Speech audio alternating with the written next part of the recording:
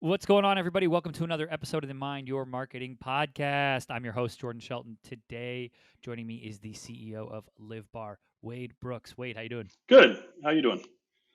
I'm doing well. Thanks for popping on. You bring a lot of experience to the show, and I want to jump into that first before we talk about LivBar. Give me that quick snapshot of your background from getting into business, running business, then actually becoming a professor, and then getting back into the world here, into the business world with LivBar. Yeah, it's been a wild ride, so I'll see if I can try to encapsulate this. I started my first company when I was in college, undergraduate. It was, according to Apple, the first Apple value-added reseller in the United States. I then, basically, from that point forward, have pretty much run companies, mostly in technology. And then over time, I sold a couple of those companies. I took a break, traveled around the world for a little bit, studied Zen Buddhism, and then I was recruited by my alma mater to do some teaching. So I taught at the MBA program at Willamette University. I taught entrepreneurship, venture investing, and angel investing. Published the largest study of angel investor returns in the world. And let's see, from there, I guess to get to here, I I went to New Zealand and taught early stage investing for a little bit, for like 6 months. And when I got back, a number of my VC buddies wanted me to go start something. So, kind of a search fund. We have this money for you to go start something. I looked around at a bunch of different opportunities. CPG, consumer packaged goods, LivBar. I was an advisor for them. And then as I went around and had people try the product and test it, I said, hey, I think this is the best deal that's out there. It's an amazing product. It doesn't taste like any other bar. And so that's how we kind of got that thing started, brought in some money. It was a very small company at that point in time, really one or two people in 2018. It was originally started in 2012. And so now we're at 20 plus people.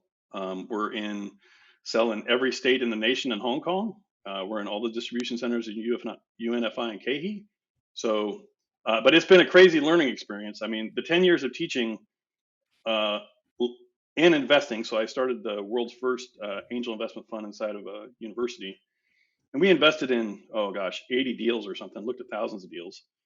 And so looking at a new business from the perspective of kind of a superstructure, macro look at all kinds of businesses gives you a different view, a different perspective on how CPG is different from other companies or other businesses. It's definitely far, far removed from technology. And then just learning all the ropes, hiring the people, and growing it. I hired two of my former MBA students who were in Fortune 500 companies to come back and be my generals. And so that's kind of where we're at this point. I love it, and I love how you made that distinction, right? That it's so much different than technology. It's seemingly like that they're both hard to do, but CPG seems a little bit more defensible long term if you can get it established, at least from the entrepreneurs I've spoken to on the show. But it seems like a lot of upfront work to kind of get that shelf space, get on, make sure that you're in a place like I know you are in Sprouts, for instance. Yeah, Like, walk me through that experience of like, okay, like getting the shelf space, but then also holding the shelf space sure. and how important that is. So, technology is intellectually hard. I don't think that CPG is intellectually hard, but the business itself is very difficult. The network, the distribution channels, it's a little bit of an old boys network, if that's still an acceptable term. Um, and so the biggest thing that you run into is, at least that I ran into figuring this out, you have this catch 22 between distribution and retailers. So when you go to a distributor like UNFI or KE and you say, hey, we need to be in distribution and have our products on the shelf or in your warehouses, they'll say, well, you have to have a big retailer so that there's pull through. And we're like, yeah, but when we go talk to the retailers, they're saying that we have to be in distribution first. And none of the retailers want to be your anchor tenant. and be the first in and be responsible for getting you into a distribution center. And so we spent an entire year basically building out the distribution network and getting into at UNFI, KE, DPI, all of their DCs, and then working with all the retailers to get in a couple thousand different doors by saying, like, look, we're in all these DCs. We'd like you to pick up the product and go through that whole process.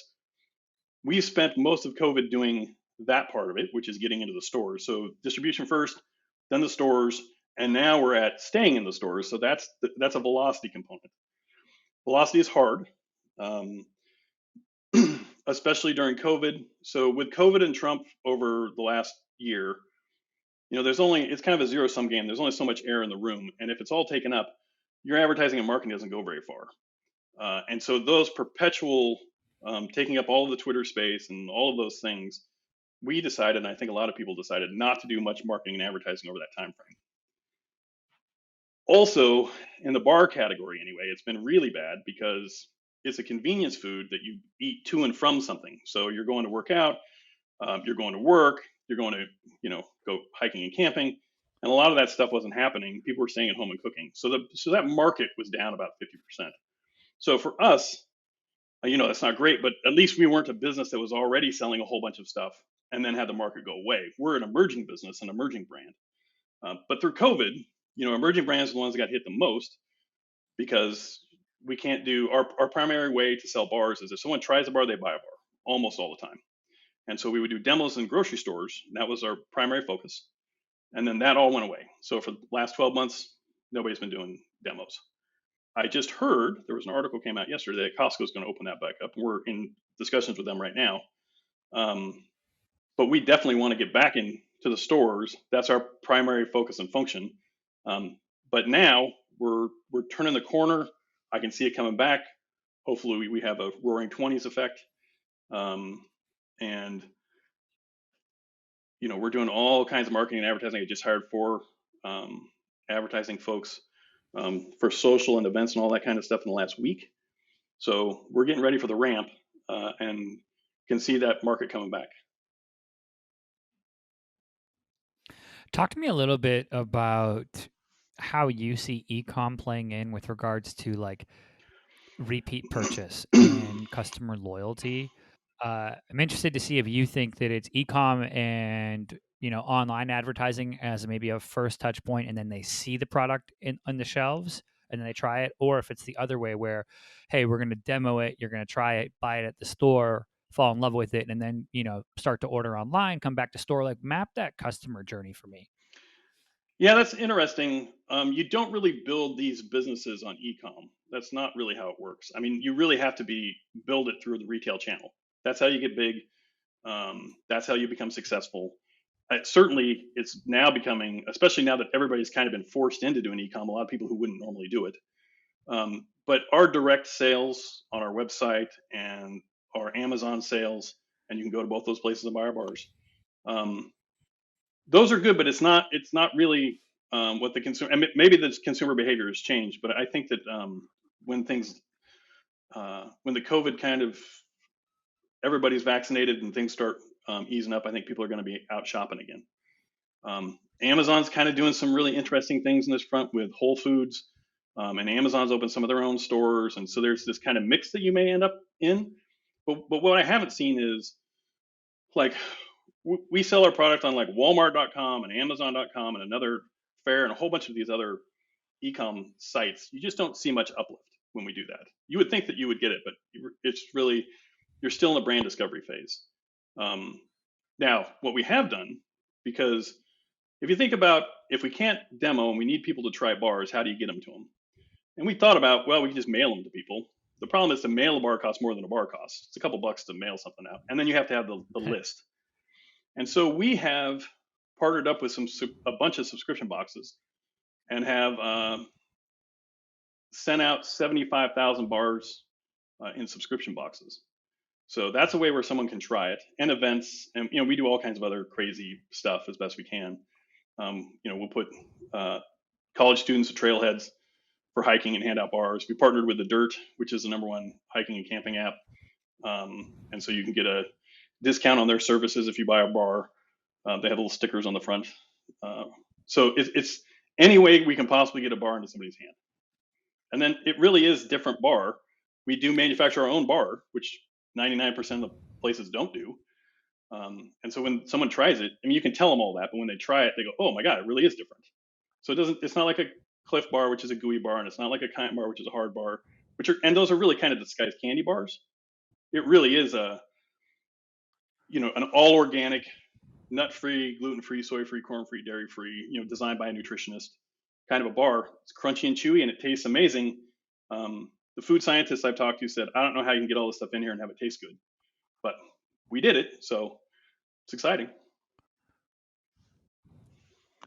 I love it. Now, you mentioned something there about, going to the base of a trailhead and handing out bars. And I know um, a lot of companies start by kind of latching onto a subculture, whether that's mountain biking, CrossFit, you know, hiking. Has that been a pretty pointed strategy for you all to say, okay, we're going to go out to like to hiking, for instance, and try to get involved in this community and really lay the foundation there, and then use that as a tool to expand?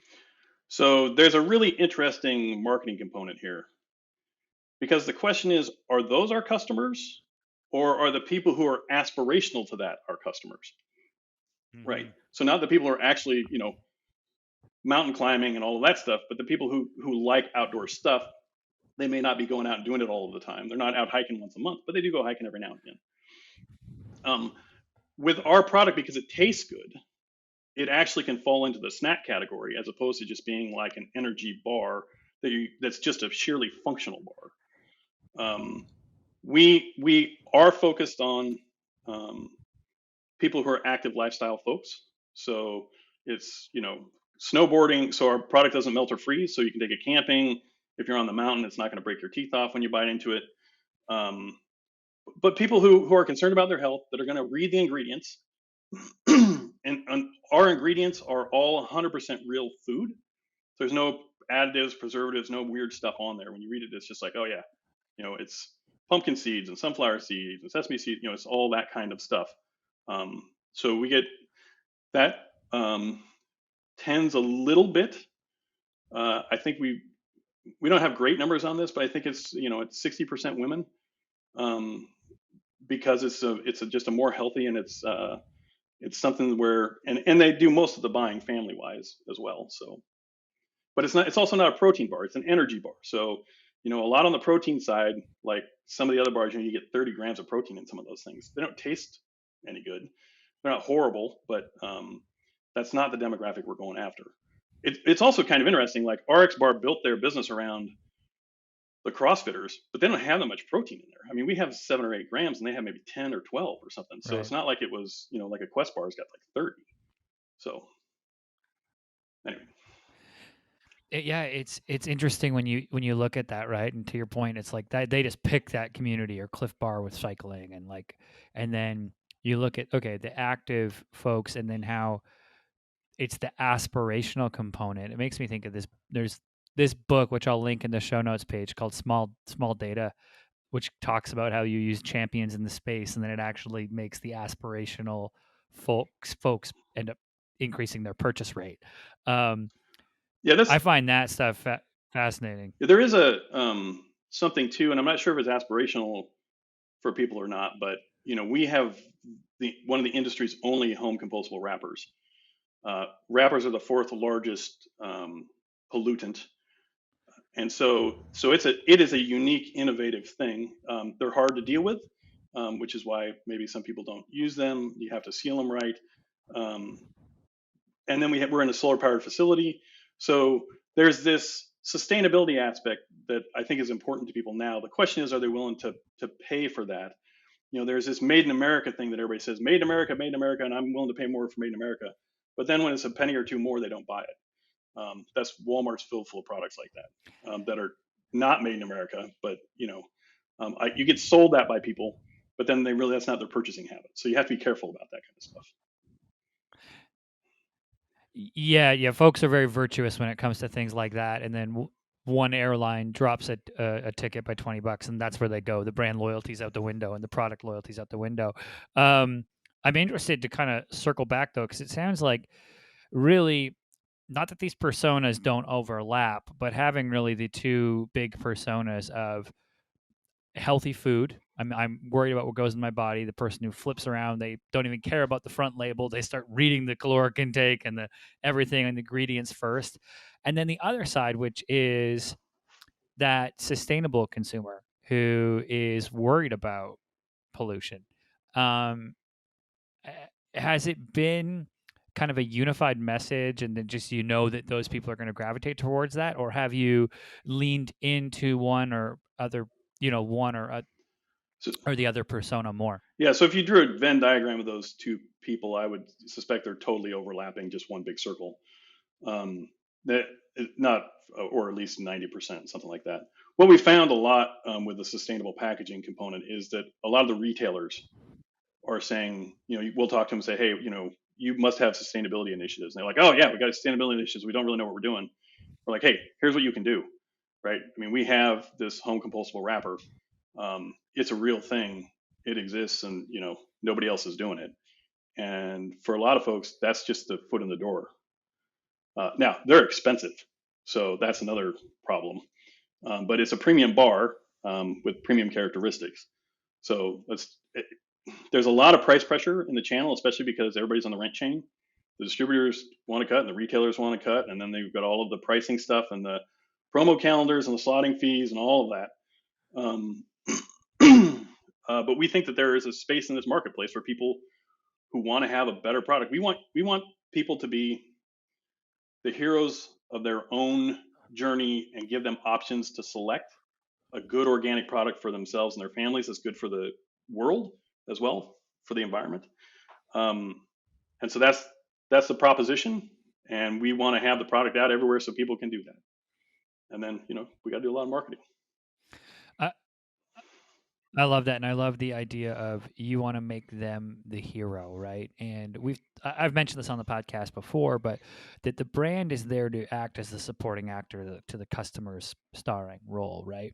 And when I think about the customer story with something like LivBar, like what is that inciting incident for them that says, I'm we're gonna have healthy snacks in this house. And it's like getting to that mindset of maybe it's the mom looks down and her two kids are eating Snickers bars or something. And it's like, what, have it, I think that companies can benefit from thinking about what is the customer's inciting incident that would even lead them to, your Sure. space first, right? Um, and mapping that and playing with that and saying, okay, maybe it's a health scare, or maybe it's a person reads an article and goes, holy crap, like you're telling me wrappers are the fourth leading like thing that ends up in landfills. Okay, I need to make a buying change, right? But I just wanted to touch on that because I absolutely love that idea of tapping into your customer and understanding they're the hero. Yeah. Because a Yeah. lot of brands go the other way and think they're the hero, and it's a miss that I just see happening so frequently. Yeah. So I think the biggest misnomer, um, and really the big industrial food giants are doing this, is that those health bars are not health bars. They're just candy bars. I mean, so the largest acquisition to date that I know of is Kind Snacks, which just got bought by M&M, or by, sorry, Mars Corporation, right, which makes Snicker bars and all of the rest of the stuff. So it's a candy bar. Like the characteristics of it are a candy bar. They're slathered in chocolate and a whole bunch of other junk. Um, but they almost all are. And they've hired lots of advertising and marketing people to tell you that this product is healthy, and it's really not. And so we have that fight a little bit, which is like, look, you're kind of being duped. You've been duped about lots of things. You've been duped about cigarettes. You've been duped about sugar. You've been duped about all these things were supposed to be great for you or fine for you, and now you're finding out that they're really not. And we're saying, yeah, that's happening all over and a lot in our industry. There's so many bad bars health wise. We have a low glycemic index. Like I said, it's real food. So if you would, when we're building a registered dietitians network right now, um, because when you give this to dietitians, they look at it and say, okay, yeah, this is what we've been looking for. That's how it got created. Was that our founder was a nutritionist, she couldn't find any good bars going down the bar aisle that she would recommend to her customers. And so she created these bars. She didn't want to start a bar company. That's not what she does. So